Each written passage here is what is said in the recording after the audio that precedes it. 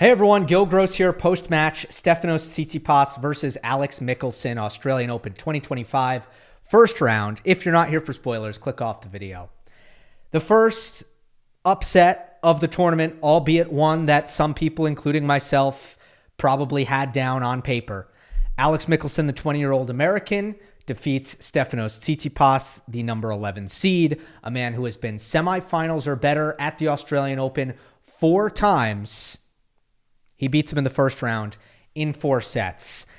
This was a match that I was going to cover no matter what. Tsitsipas wins, Tsitsipas loses. I was just interested to see how he handled this challenge. And obviously, you're looking for potentially an off-season reset for Tsitsipas as his long run of finishing inside the top 10 came to an end last year. And you just did wonder if he was going to be able to find something. Obviously, this was not an ideal draw, and Michelsen gets it done. So let me start with this. I don't think I've covered Tsitsipas that much recently, so I'm also glad that we're doing this. But when I have covered Tsitsipas and the negative trend in his career, one thing I've definitely made sure to hammer down is that I don't think it's just the backhand. Because when somebody loses, it's so easy to just look at their weakness and say, yeah, it's that fault. It's the fault of that thing, the thing that they're worst at. That's what we're going to blame. And I've just been saying, like, man, his backhand was never good. Like, his backhand was always a problem. That's not the difference between Tsitsipas right now and Tsitsipas 4 years ago. For me, the difference was some of the mental and physical stuff. For whatever reason, the strengths that he could rely on. Deadly first serve, deadly forehand, brilliant when he gets control of the point at finishing by coming forward at the net. Like, all of those things have dissipated. Some of the resilience and the clutchness and all of that stuff, like stuff that used to be things that he could rely on as strengths. But in this particular match, I actually felt the first serve was pretty good. I thought the forehand was pretty solid and had its moments. I thought mentally, it wasn't, I'm not going to say like he was great mentally, but I'm also not going to say that it was similar to some of the performances that we've seen really over the last 2 years where I felt he's been totally like on Mars or had no composure or seemed really distracted or let his effort level drop. Like, there were no real red flags there. It kind of was the backhand. It kind of was. And a lot of that is Michelsen. So let's kind of delve into that first, because Michelsen was so deadly at dissecting the weaker Tsitsipas backhand in a way that many opponents would not be skillful enough or just have the attributes to do. And if you kind of run down the list, well, first of all, what do you do on the radar gun as far as your serve is concerned? Because we know if you can really pump it up to a certain level in the speed department, Tsitsipas's backhand return is going to struggle. Well, you put a check in that box for Michelsen, where, okay, he can serve over 130, over 200 Ks on a regular basis. And, you know, he'd even go into the body sometimes against Tsitsipas. He got plenty of those free points. He remained somewhat unpredictable as well. Returns to the backhand. This is always a huge deal. I mean, when, for example, when I would break down a lot of the big major finals that Tsitsipas played against Novak Djokovic, Australian Open final when he lost in straight sets, a Roland Garros final where he was actually up 2-0 and Novak stormed back. Some of the major themes, if we look at what happened in the service games where Tsitsipas was broken, the returns got into his backhand. He would start a service point with the first ball backhand. Michelsen is unbelievable. He is a skilled returner. And if you look at kind of the combination of, okay, he can serve big and he's a really skilled returner, I would say it's rare the level that he's at in both categories. Now, I don't think his break numbers or his return numbers are necessarily always going to reflect how good a returner he is, because he's not all that quick. He's not necessarily a defensive wizard or the best ball striker from the back of the court. So he's going to lose some rallies against the very, very best. But just when you isolate the return as a singular shot, the return of serve, I think he was exceptional in this match. And obviously there was the moment in the fourth set where he hit 3 first serve return winners in one game, which was just absurdity. But obviously, he wasn't doing that on a regular basis. What he was doing on a regular basis was timing up the return in a way that he was able to direct the ball into Tsitsipas's backhand, which is hard. The ball is coming 130. It's not easy to keep it out of the middle of the court and get it into Tsitsipas's backhand, especially with his runaround footwork. So it sounds simple and easy, and it's just hard. Michelsen has the skills to do it. So serving big to the backhand, returning big to the backhand, that's obviously how the point starts, how you set the tone. But coming into the net on the backhand is another thing that Michelsen does exceptionally well. It's one thing if you're staying back and grooving the ball into Tsitsipas's backhand and just trading it. You might not really be able to get anything out of that. But when you can be aggressive into the backhand and come in and force Tsitsipas to become a shot maker and counterattack off of his one-hander, hit a passing shot, it's going to struggle. Michelsen, 21 for 27 at the net. More efficient than Tsitsipas, higher percentage net points won, and more frequent than Tsitsipas. More trips up to the net against a guy who for a long, long time was known as, with Roger Federer, the premier net rusher on tour.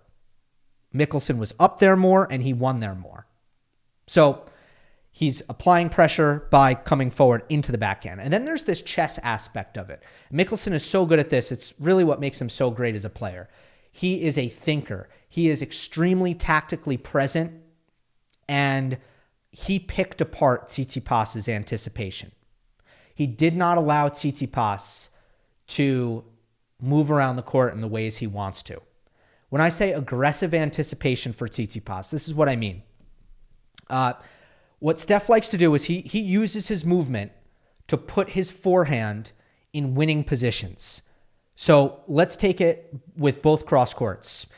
In the ad side cross court, backhand to backhand against a righty, he will beat you by finding a way to get it hard into your backhand and then immediately cheating hard to his left, finding a runaround forehand. And he's so quick moving to his left where you're trying to get it to his backhand and you fail to do so, and he attacks you with his forehand from the ad side of the court. It's as deadly a runaround forehand as there is in the entire sport. Michelsen has the skill to go backhand line on any ball. Like any ball, he has a unique ability. Even if it comes in with depth, even if he's on the run, he can always go backhand line without missing. It's remarkable. And this doesn't allow Tsitsipas to cheat to his left. It doesn't allow him to basically like bias himself on the ad side of the court so he can create more forehands, because as he biases his positioning to the left, Michelsen is burning him into the open court with the backhand down the line. On the forehand side, Steph does a similar thing. When you are hitting a running forehand against Tsitsipas, he likes to be very aggressive with his court positioning, getting up on the baseline, and if you hit short cross court, he's going to cut that angle off, that cross court angle off, take the forehand really early, and when he's at his best, he's usually hitting it as an approach shot. Michelsen on the run into his forehand corner, constantly going down the line in this match, or middle, or like middle into Tsitsipas's backhand. Just refusing to hit the forehand cross court that Tsitsipas is looking for and wanting in that spot. And suddenly you have Tsitsipas hitting backhands when he's trying to be aggressive, not what he wants, or sometimes ending up with like jammed runarounds because he's a little bit late moving left. In this case, he's actually not anticipating the ball to come at his backhand, but he's trying to, again, maintain control of the point, and suddenly he's jammed on a runaround. man, I mean, Michelsen, there were so many huge points in this match where you look at running forehands and he's taking them down the line and it's flipping the point around. Backhand placement, we actually have stats. So I want to just continue on this trend of talking about just ground stroke placement from the baseline. On the backhand, Tsitsipas went 42% cross, 42% middle, and 16% down the line. So you're not getting much of a down the line threat from Steph. He's dropping a lot into the middle. 42% of his backhands are going middle. This is Michelsen. 46% cross, 15% middle, 39% down the line. So first, what that means is when they're going toe-to-toe on the backhand side, Tsitsipas is missing middle all the time. Michelsen is almost never missing middle, which means Tsitsipas is getting attacked. Michelsen is not, plain and simple. It's like the precision and the stability off the backhand wing for Michelsen, and Tsitsipas is on a completely different level. And then again, it shows you this split for Michelsen. He's 46% cross, 39% line. You don't know which way he's going. You just don't. So that's where Tsitsipas has to stay central. He's anchored to the middle, and if he's not, he gets burned. And another thing you'd see, if Steph ran around and hit a forehand inside out, you talk about jammed runarounds, which is when he looks to run around his forehand, he doesn't create enough space between the ball and his body, and he can't get the fizz on the inside out forehand. Well, what he's done is he's taken himself off court and he's gone into Michelsen's backhand. Every single time it felt like that was a terminal mistake. Michelsen would go backhand line and take advantage of that open space that Tsitsipas had opened up. So it was like imperative that Tsitsipas didn't hit a weak forehand inside out. So what could Steph have done better? Because, I mean, this is all Michelsen praise. Like, the way he was constructing these points was brilliant, and the options he has because of his ground stroke control and his ability to kind of hit any shot, any direction is really, really good. But what I was seeing from Tsitsipas is he was trying to do too much with the backhand instead of managing it. It doesn't need to be great, but he needs to manage it. And I saw Steph in some big moments in this match. I know he didn't go down the line very often, but I certainly saw him pull the trigger low percentage on some down the lines. I saw him looking to redline pace. I saw him hitting some bad slice in spots where he wasn't defending or anything. He probably didn't need to. Although I'm sympathetic towards that, trying to mix things up as he went into Michelsen's, really strong pace-absorbing backhand. And then there were some drop shots, like especially in the first set, that were just panicky and not very confident, and in some cases, like not even close to going in. Where Tsitsipas's backhand is at his best is when he's just trading heavy cross court without missing and trying to rely on the weight of shot into the big target cross court to eventually generate a runaround forehand. It's not easy against Michelsen because Alex has such command over that two-handed backhand. And he never puts it in the middle of the court. So it's not easy. But I do think that there's indecision on Tsitsipas's backhand sometimes. And mentally, he just seems very frustrated with what he has. That's a really bad place to be as a player. Frustrated with what you have. Instead of accepting what you have, making decisions accordingly, and also being confident in almost like the good parts of what you have. So what can the backhand do for Steph? Well, at times when he's playing it like I think he plays it when he's at his best, and he's actually consistent on it, he's not missing trades on it, and he's not really doing too much, and he's digging in physically when he has to hit backhands over and over again, that's when he's playing with acceptance and confidence in what his attributes are as a player, instead of being frustrated that his backhand isn't what he wants it to be, which is sometimes what it feels like. Like I remember early on in his career, he said his backhand down the line is his favorite shot. He did say that, which is kind of interesting, kind of a window into his brain. Anyway, there were some speed bumps for Michelsen. This was a 4-set match. Tsitsipas did win the third. Michelsen did have some trouble scrambling against Tsitsipas's attacking forehand. That's why Tsitsipas won healthy 69% of his first serve points, which was the same number as Michelsen. Alex's attacking forehand went ice cold on him at times. That's the weakness in Michelsen's game. There are patches for him where the forehand is a loose cannon. He does a good job of maintaining his aggressive posture on it, not necessarily taking dumb risks, but also just continuing to use it as a weapon when the situation calls for that, even when he's missing it a lot. But there were times in this match where the forehand hurt him, and he couldn't hit a second serve under pressure in the fourth set. The second serve totally collapsed, and the only reason that he was able to recover from that is because he broke Tsitsipas' serve 3 times in the fourth set. But I was impressed with Michelsen's attitude through all of this.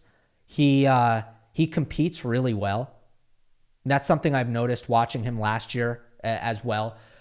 He stays in the moment. He looks for solutions. He's resilient. He's fiery. I like the head on Michelsen's shoulders. And I guess some closing thoughts on Steph. This obviously isn't the offseason reset you wanted after the tough 2024. I'm not seeing the clutchness that there used to be, and I think that's gone with his confidence. He wasn't getting out of any tough service games in this match. In the first set and the second set, he only got into trouble on his serve twice, and he got broken both times. Tsitsipas used to be really a master at facing break points and getting out of them with clutch first serves and clutch forehands. He used to be so good at that. I'm not really seeing that as much anymore. The intensity to me is still not quite the same as it used to be. And look, the theory is, just big picture, because I don't know when the next time I'm going to talk about Tsitsipas is, so let me just cover all this. There is a theory. I didn't make up this theory, but I want to go on the record and say that I think it's true. He thought that he could wait it out and be king one day. He thought that his time was coming inevitably, that it was going to happen based on the passing of time. And he was going to rise to the top of the men's game based on the passing of time. And I feel Alcaraz and Sinner, and now in this match, a 20-year-old beats him at the Australian Open in Alex Michelsen. But I think mostly Alcaraz and Sinner, they have taken a piece of his belief away from him. They have shattered him in a way because he realized that the passing of time was not going to get him there. I was always puzzled by the difference in results between the Australian Open and the US Open for Steph. That at the Aussie Open, almost every year, he was in the final weekend. 4 out of 5 years from 2019 to 2023, he was in the semis or better. And at the US Open, he couldn't surpass the third round. And I always thought, that doesn't make sense. That can't continue. It's just not logical. But what I thought wouldn't continue, and maybe I thought the AO results would cool down just a little bit, but what I thought would really change about that were he'd get out of the first week of the US Open. And instead, what's changed about that the last 2 years, 4th round loss in Melbourne, 1st round loss in Melbourne, is that the Australian Open results are actually drifting closer towards the US Open results. Hope you enjoyed. Don't forget to subscribe. I'll see you next time.